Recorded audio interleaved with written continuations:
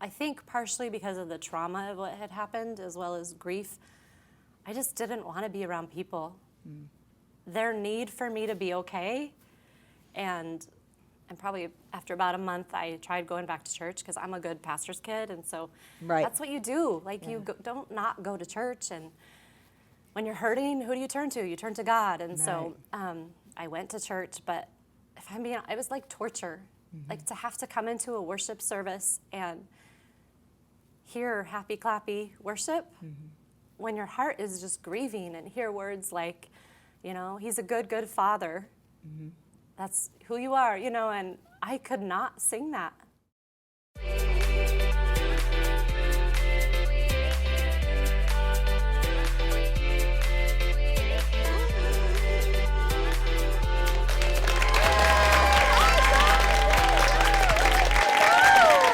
You know, they say that ministry is a lot like living in a fishbowl.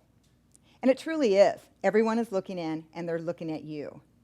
But what's even more difficult is when life happens, hard things, we have nowhere to hide. We live in a fishbowl.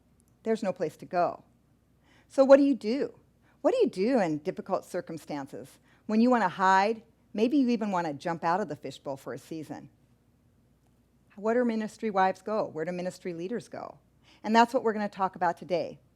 It's okay to not be okay. I have a very good friend today that is going to share with you her journey of loss while walking it out in front of the church. So I'd like you to meet today my friend, and also she happens to be my pastor's wife, Heather Baumgart.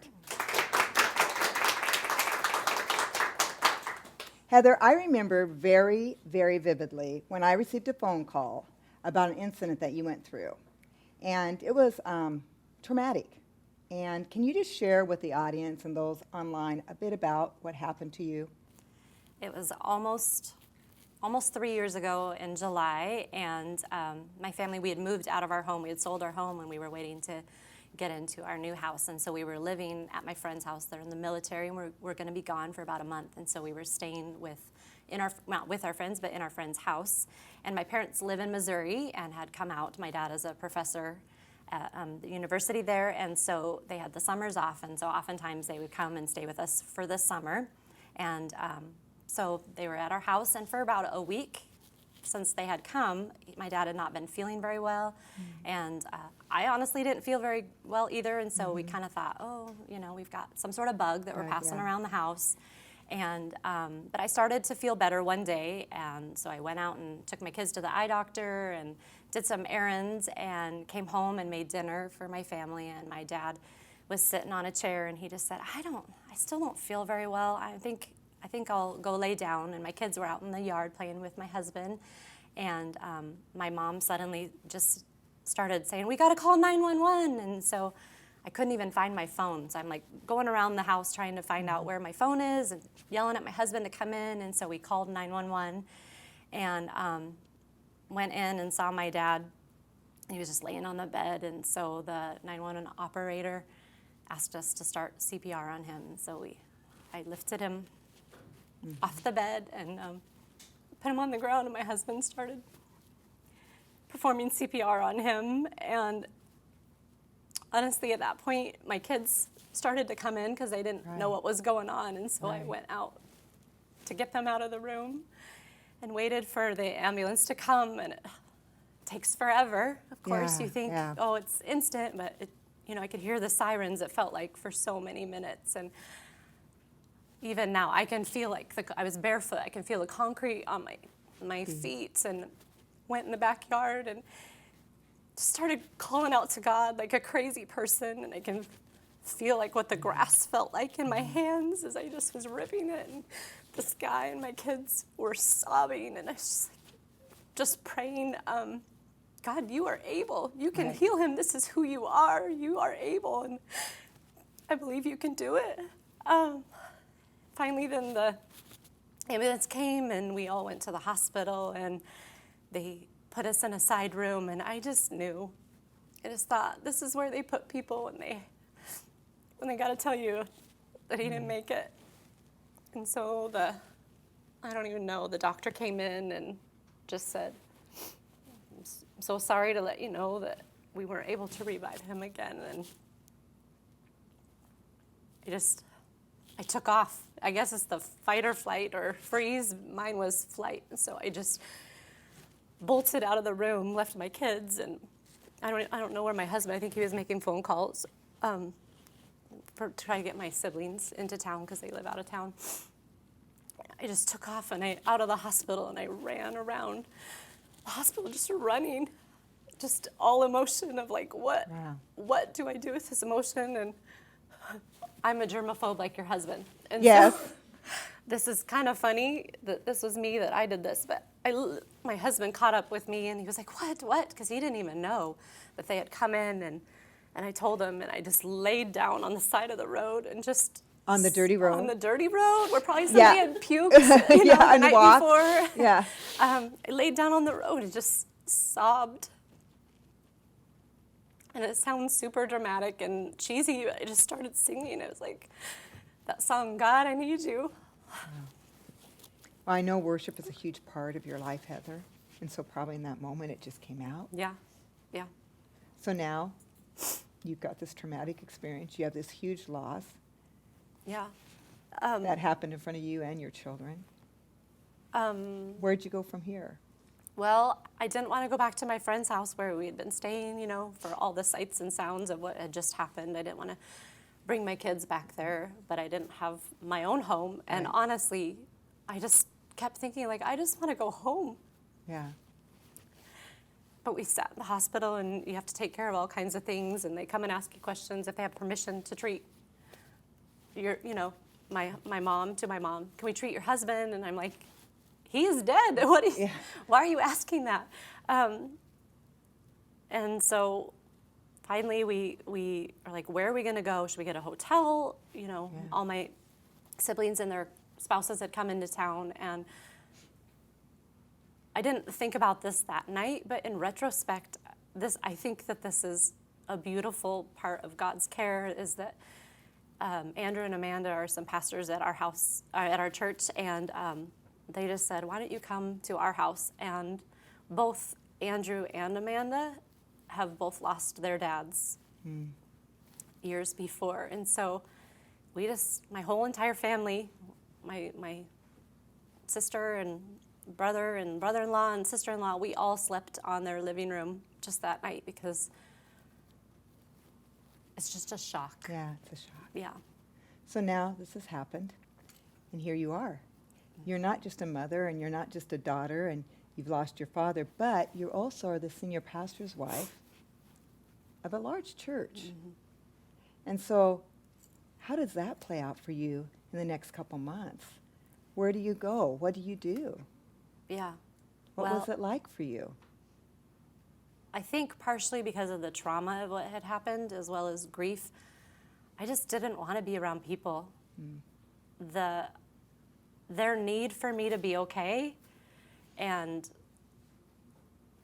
sort of rally around, yeah, but he's in heaven, Right. How wonderful. Yeah, it's the words Or we say. At least you had a good dad, and, he lived a long life. All those things are like daggers, And so I just couldn't be around people. My husband, after a couple weeks, went back to church, and he was able to share with our congregation, like, this is what's going on, and we just ask for your prayers. We ask for your, some space, particularly for my wife, and so I think that was good. And probably after about a month, I tried going back to church because I'm a good pastor's kid, and so that's what you do.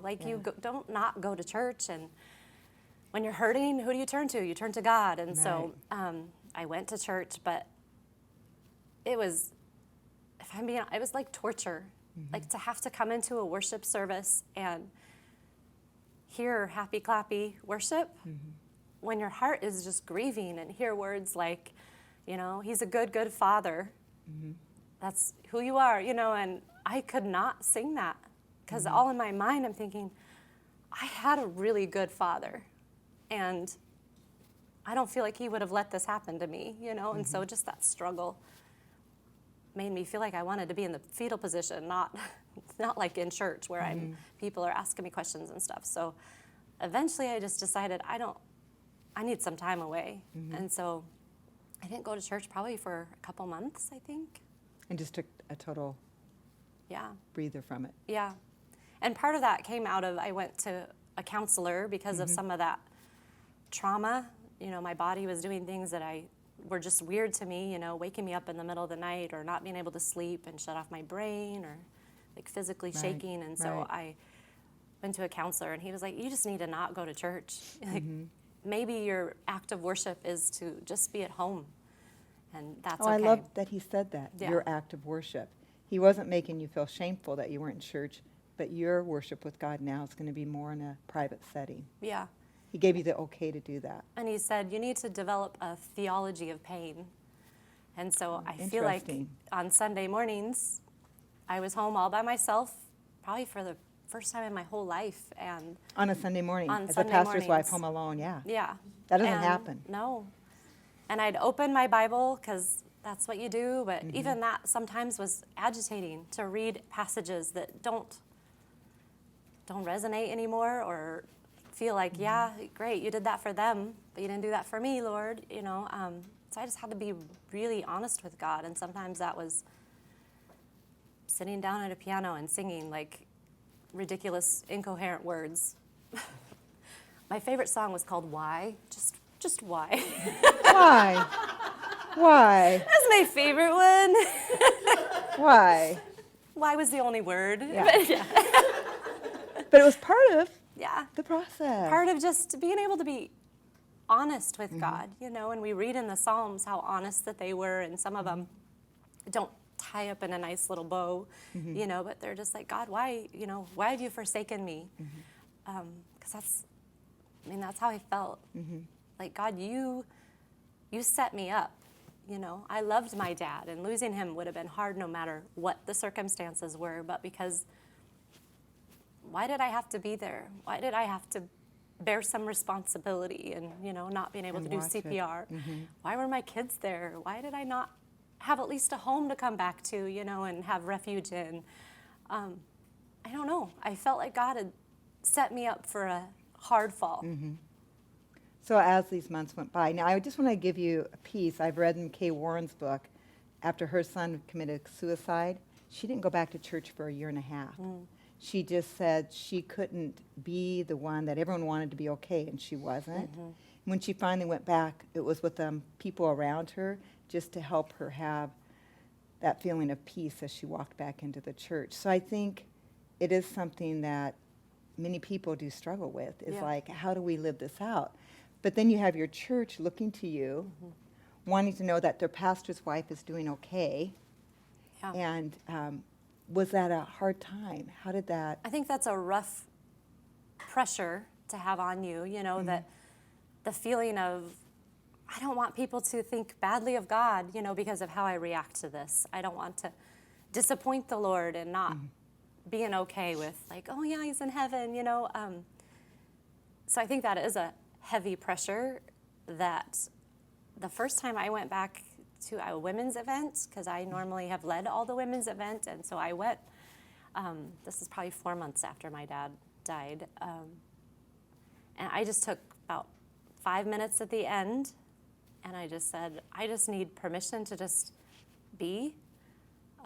I'm just going to live this out like I've always lived out and been really honest, and I just need you to know if I pass you at church and I don't say hi, like, I just need your grace that maybe I literally don't have any words to say, you know. And so for me, I think that was really freeing. Right. To go, okay, I've said what I need to say, and now that's, you know, at least they know. And maybe not everybody did know, but it relieved the pressure for me. That I've let them know this is what I need. And so I think that helped. I think we have to remember, even if we're a ministry wife, we're still normal. We're still people. We still hurt. We still have trauma. And I think we have our own expectations on how we'd respond, but we don't know until we're in those moments where we'd be and how we'd do things. So, Heather, attending your church during this time, I know I was watching and watching from afar, and we would see Heather there, and then we didn't see her for a while. But I felt there was great grace in the church extended, as far as they truly did love you, and they just wanted you to be okay. And that, I think, is a hard time sometimes, is because you're not okay yet. but they want you to be okay. Right. And human nature, we just want people to be okay. We don't want you to cry. We want you to be happy. And that's hard when you really aren't there yet, personally. I love to sing, and yet I would say for a full, probably 2 years, I would, even once I went back to church, I would just sit on the front and I'd cry through worship and wouldn't be able to sing any of the songs, not any of them, because it just felt so raw and painful. And I remember leaving a worship service where I was like, God, this is so frustrating. I do love you. I do worship you. I do want to give you praise and respond to you rightly. So why can I not get through worship? Why is it so excruciating? And I went home and I read a passage, and it talked about how it's okay, even in the Psalms, some of the themes in those Psalms are lament. And I just came to a realization, like, I want to worship, but I just need worship like in a minor key, you know? It's not that I don't want to worship. And you're I singing need a why, different worship. in a minor key. Yes, Yeah. exactly, Yeah. yes. And that's still good. It's not the same thing as, hey, you got this, God. I know you got it. It's honest, but it's still worship and praise to feel all those things and to still turn around and say, okay, but I'm still here. I'm still yours, you know. All my hope is in you. And I think that you got to that place. Yeah. It's what gives us hope. For some, it's quicker. For others, maybe it's longer. But she came to that place that she knew her hope was in Jesus Christ. Even when she didn't feel him near, even when she wasn't okay at times, to know that her hope was in Jesus Christ. I think it's living beyond that. God is a good God, but that doesn't always mean good things are happening to us. Because sometimes we go through rough times, hurtful times. Does that mean God is not good? Yeah. No.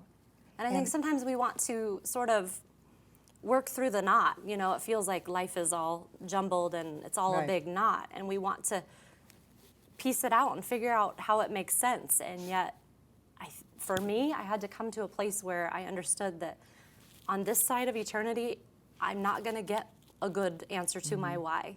I'm maybe never understand why God would allow this to happen in this way. And so that acceptance of, okay, you are good and life is hard and those coexist. And someday, you know, in heaven, either it won't matter anymore or I won't have the answers that I need. And that's a hard thing to let go of, to that I need the answer. But I think that has been a key to me for sure. So how are you doing today? I read this quote. It says this: "Then one day you take off the blanket of deep grief. You fold it neatly and tuck it away, and you no longer hate it or resist it. You look up, you blow a kiss, wipe a tear, and find it's still possible to dance." So are you there yet? Are you not dancing quite yet? I don't think so. Okay, not quite yet. I would rather you be honest. I don't know that this will ever be something that I put away and don't have with me. It has profoundly, in all kinds of ways, changed me. And I don't know that I will ever not have it be a part of me. I feel like I wish it was something I could put away, you know, that, okay, I'm just not sad anymore. I'm always going to miss my dad. Right. And at different times, it's going to be harder than others. But it's not that I live in depression, you know, or like that heaviness all the time. But this experience comes with me everywhere I go. I can't separate it. So I don't know. And that's someone that was Lisa Turquist after the death of her sister, and she was there, and that was her quote. And maybe she's further down the road, or maybe she's different. We're all different. We all handle things differently. I know that there's a smell I smell when I go into this one little store, and it's my grandma.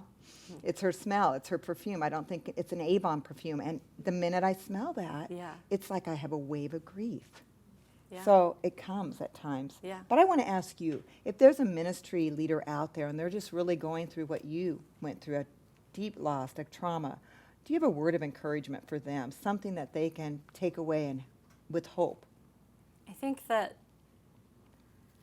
for me, just being honest of where I was super important, even whether it's in life group.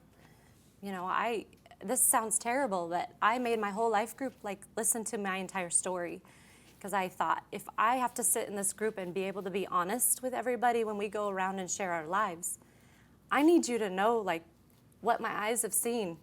It sounds terrible, and maybe it was horrible for them, I don't know, but I just said, if I'm going to move forward and be able to actually be honest, I've got to give you the honest of where I really am right now. I can't pretend, or I just need to not come, and so I think that honesty was really important for me to be able to move forward, for all the people who know me and love me to be able to fully have my back. And your kids, I just want to ask, I know there's a lot of ministry moms out there, and they're going, well, how are your kids doing? Yeah, it's been a struggle.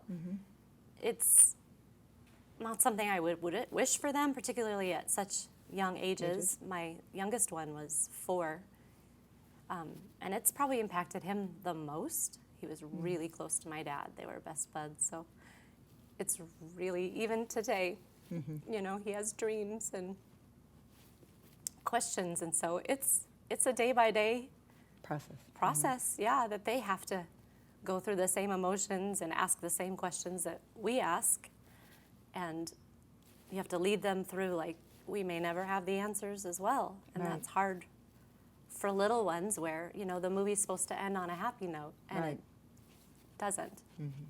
Heather, this is more of just a comment that what you've said this afternoon really spoke to me, because I just lost my mom back in March. Or not March, February, sorry. And so I can relate very much to it. And I felt like people gave me about 2 weeks to grieve, and then it's like, grieving time's over, back to, leading a small group, back to whatever else I was doing. Yeah, I think that is common. Before we understand how profoundly grief affects us, you kind of think, oh, it's just a little time or a little season, or you need a couple of months, and then you kind of get used to life. But it profoundly affects you. So I lost my brother, and I always explain to people that it's this just oddness of, there was a Jennifer before my brother died, and there was a Jennifer after my brother died. And although I would never ask for my brother to die, I would wish it to never have happened, that the Jennifer now understands grace like the Jennifer before never had a clue, even though she thought she did. And so I want to ask you, do you miss old Heather? Are you embraced to new Heather in some way? That's a very interesting question. That is an interesting question. I definitely understand the feeling of me before and me after. I always think of myself that way. In fact, the other day I saw a picture of my family and me and my kids, a couple weeks before my dad died, and it was strange, but I felt a moment of I feel really bad for them. Sorry. Oh, I feel really bad for them, for what they're about to go through. It's a strange feeling to feel outside of yourself, but anyway. So yeah, I definitely understand that me before and me after. I think I do miss a lot of who I was before, the carefree spirit. I didn't cry hardly ever before. So I miss the ability to put my words together. I feel like trauma has affected me in that way, that my words don't always come out very well, the right words. I can't always think straight. But I'm sure that there's good things too. I mean, I definitely, with the crying, if somebody comes up for prayer and asks for prayer and they begin to cry, I just cry with them. I don't even know what's going on, and I'll cry with them. So that's one. And they don't know that you're really grieving. They think you're with them, and it's okay. Yeah. I can feel what it feels like to be in that place of, I don't even want to go on, I understand to some degree why people would take drugs or turn to alcohol to just not feel anymore. So I feel like that compassion probably has increased. I don't know if that answers your question. Yeah. Maybe you have more empathy for people that do have addictions, because you realize that the pain that they're in, if they don't have God, they're going to turn to something. Yeah. Yeah. For That's sure. very good. How has this changed how you respond to people who are going through a situation of grief or trauma? It's so easy to say, try to say encouraging things that maybe aren't actually encouraging at all. So how has this changed for you? I think I probably talk less, and I don't feel the need to say anything or give my 2 cents of how, this is going to be okay or anything. I definitely never ask, how are you? that's a question to be avoided, I would say. But I also know that it always feels good for somebody to acknowledge, even months down the line, for somebody to say, I know you miss your dad, or to tell me a story about him, because I'm dying to talk about him all the time. Right, right. So I'm never uncomfortable answering a question about my dad. It feels so good. The tears will come because it feels good for somebody to acknowledge, like, You did have a dad. Yeah. And he was a great guy. oh, you Yeah. remember, Yeah. you know. Do you feel, though, people sometimes we don't bring it up because we don't want, Oh, we certainly. feel like it might hurt you. Yes, I Yeah. totally understand that feeling of you don't want to bring it up. You don't want to make them sad if they're not thinking about, Right. about it now. But you're saying it's okay to bring him up. For you personally, you want to hear it. You want to have that moment of remembering. I think to acknowledge my pain and to acknowledge that That's he really was good. he was an awesome guy and he should be spoken of. Yeah. You know? Yeah. Yeah. Thank you. Let's give Heather a huge hand. Thank you. So today, we really heard about how to live out grief, how to live it out in front of an audience, in front of your church. And I just want to encourage you as ministry leaders, if you're going through a deep, hard time, where maybe you don't feel like you can even handle going to church, I just want you to know that you're going to be okay. And know that God hasn't forgotten you. Even if you don't feel him, he has not forgotten you. And I read this verse, and it just seems so fitting. It says, Psalms 56:8, and it says this, you keep track of all my sorrows. You have collected all my tears in your bottle, and you've recorded each one in your book. So I just want you to know, even if you don't sense him, he is recording each tear in his book, and he sees you, and you're not alone. So I just want to encourage you today. And also, I have something else to say. God wants you to cry, and he sees your tears, but he doesn't want to see black running down your face. So, for all my audience here today, I have waterproof mascara for you so you can cry your eyes out and be okay. Thank you. Oh, your first mascara. Yay. Here you go. There you go. I know you wanted that, didn't you? Woo! Yay, yay,